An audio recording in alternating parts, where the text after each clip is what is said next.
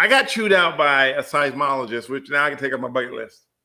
Because I woke up in the morning That's and the a weird first thing to have on your bucket list, by the way. The first, yeah, it's a weird thing, but no one else will have it. I wake up in the morning and the first thing I read is warning, earthquake alert for the Bay Area from the 26th to the 3rd to the 5th. No, the 26th to the 29th. No, they said July 2nd too. Oh, I didn't read it. So, which is my birthday, and thank you all the birthday wishes in advance. In case I will be around for birthday wishes, say thank you. So apparently, by me sharing that tweet, by saying, and all I asked was, "Are you prepared if there was a quake?"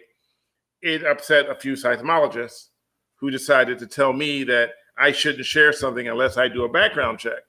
But what I do? Who do I check? I mean, I don't really have the contacts of seismologists. I wake up and the guy has data charts and it shows a possibility of an earthquake. I'm going to tend to believe there's a possibility of an earthquake. I'm not going to think, oh, this guy just made this up. Would you think that? Well, I mean, I didn't think it yesterday.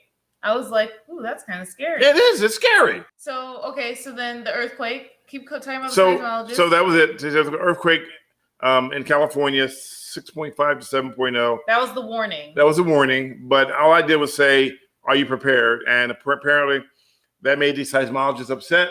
She told me in a firm Twitter voice to do my research before I share something. And so now I have on my bucket list.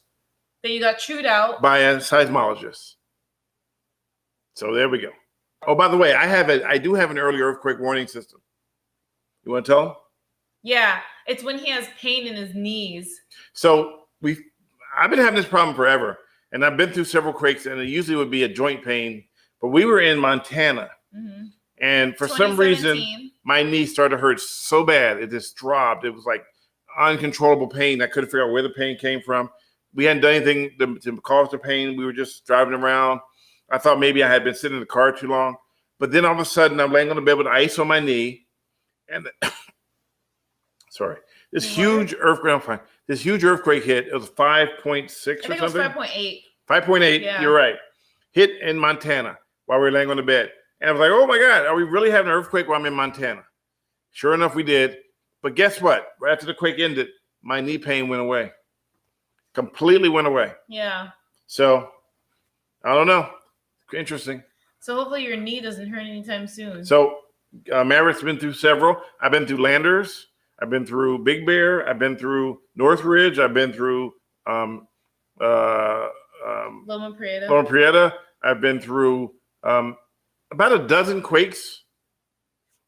And Gabriel, to ask you a question, how many times has me getting the pain from the earthquakes? I've had the pain to the point where I was telling people about that back in the early 90s, that when I have joint pain, it's usually followed by a pretty sizable earthquake. Good example, the Landers quake, I was working on my car, and all of a sudden I started getting a whole bunch of pain in my joints. And I was under the car was on the jack, and made me get out from under the car because it was like, why am I in so much pain? The minute I got out, the whole thing just shook. And Landers, I was in Northridge. No, I was in Van Nuys when it hit. Landers is probably about 90 miles away. So that's how strong the quake was. This was 90, 91, 92 maybe.